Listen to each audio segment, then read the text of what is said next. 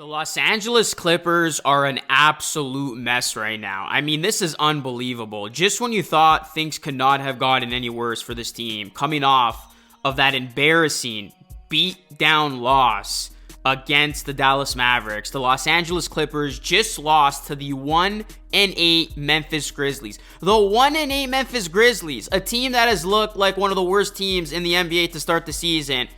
The Los Angeles Clippers couldn't even get by them, and they lose this game on its home floor. The Clippers are now 0-4 since making the James Harden trade, winless in the James Harden era. And you look at James Harden, he was not good in this one whatsoever. Only had 11 points, was 4 of 12 from the field. He was 1 of 7 from 3. I mean, the dude was a minus 28 in 29 minutes. Minus 28 in 29 minutes. That's horrible. I mean, he hit a big shot, which was the only made three that he had. And then James Harden had a chance to tie the game up in the clutch, and then he airballs the three.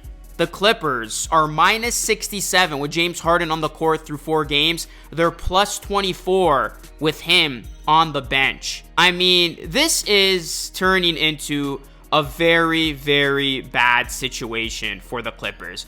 You look at this team, they had title aspirations, they played well last season. Obviously, injuries derailed them. They came into this season with a last dance, last chance vibe.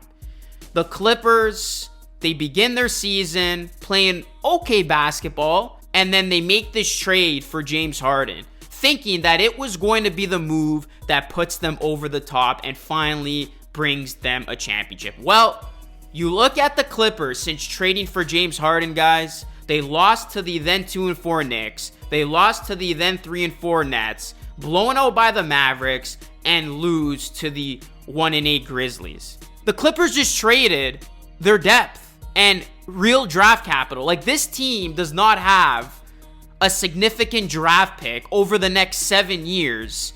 And you look at how they lost this game, it's just mind-boggling to think that they actually looked their best and made a comeback when James Harden was on the bench. James Harden was on the bench. The Clippers made a run. They got back into this thing, but they were still fighting just to have a chance against the 1-8 Grizzlies. James Harden comes in, and the Clippers end up losing this game. And, you got to start looking at James Harden for being the truest problem. Because right now, what I look at is one team in the Philadelphia 76ers. They shed James Harden, and they are now the number 1 seed in the East, clicking on all cylinders.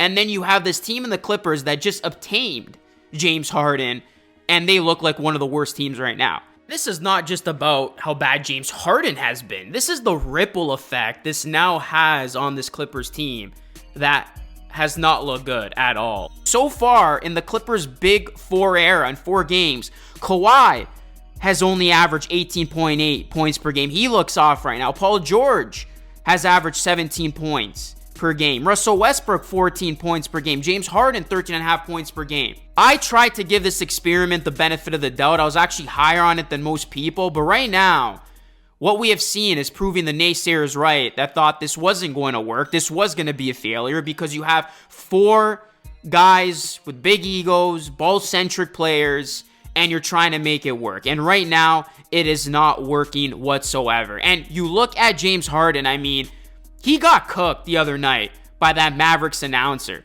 And what he said was all facts. This is a guy in James Harden that is now being known for being the toxic cancer in the locker room. I mean, look at James Harden's career the last couple of seasons. Again, perfectly summarized in that rant the other night after they got blown out by the Mavericks. It always seems that James Harden is looking for the next thing. And he's always one to point the finger. He's never one to take accountability. And every time he goes on to the next adventure, next chapter, it just seemingly gets worse than the last. And we are seeing this happening right now. I mean, like I said, this could not have gone any worse for the Clippers. Now, I know you can use the example of the Clippers were 0-5 when they acquired Russell Westbrook, and then obviously things went well for them. But you look at James Harden right now, I know it's early into this tenure, but it just doesn't look like a good fit. It does not at all.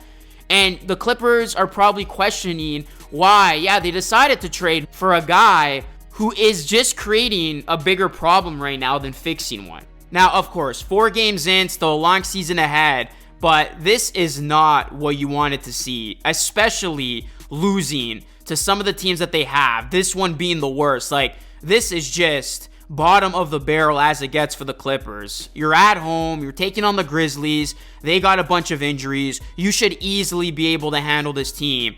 This James Harden era has not gotten off to a good start whatsoever. The Clippers got to figure this thing out quick. They may have pinned themselves in a corner here because this was a big year for all of them.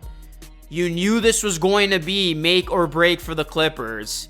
And right now, it looks like that this team is just trending south. And the players on this team are getting visibly frustrated. I mean, you can only imagine and wonder how much more can Kawhi Leonard take? How much more can Paul George take? And this thing seems like it is on the cusp of officially blowing up, because it's pretty darn close to breaking point if it hasn't already reached its breaking point with how this team has been playing. So James Harden, I mean, this is a guy who is proving that he is in fact the problem. Like, so many things have gone wrong for the Clippers since this trade, and you just hope, if you're a Clippers fan, that, you know, things can turn the corner and things can actually work itself out. But based on what we've seen in the first 4 games of this James Harden era with the Clippers, it does not look good whatsoever. And the thing is, it's not going to get any easier for the Clippers. Like, this is a team right now that is in major, major danger because they are 3-7, and they're going to be taking on the Denver Nuggets in their next game. Unless they can miraculously turn this thing around, they're going to be 3-7. Then they're going to be taking on a Houston Rockets team that has been playing a lot better lately. So, you know, 3-7, potentially 3-8. You got the Spurs a couple of times. This thing can go south quick. Then you got the Pelicans, Mavericks, Nuggets. It's not going to get any easier for the Clippers as they try to adjust here. And we know the Western Conference is tough, and the last thing you want to do is dig yourself in a big hole early into the season. So the Clippers, I mean, this should have been a win for them. They lose, and they got to look themselves in the mirror right now, and they got to turn this thing around, because right now, this is not a good product, and this is just not working. And James Harden, I mean, you know, he can act all tough and, you know, pretend everything's okay, but man, everything is pointing towards this guy is indeed the problem, because he gets what he wants. He gets traded to another franchise, and now another franchise is on the cusp of completely self-destructing. And this may, in fact, be the final nail in the Clippers' coffin. So we will see if the Clippers can get out of it right now. But right now, this is a disaster for the Los Angeles Clippers, guys. Let me know your thoughts, Clippers fans, NBA fans. Drop a like on the video. Subscribe to the channel if you are new. Plus, ring the bell. That is it for me. Just wanted to do this video after another just embarrassing Clippers loss. And let me know your thoughts. This is Lucas signing off. Thank you so much for watching. I will catch you all again in the next video.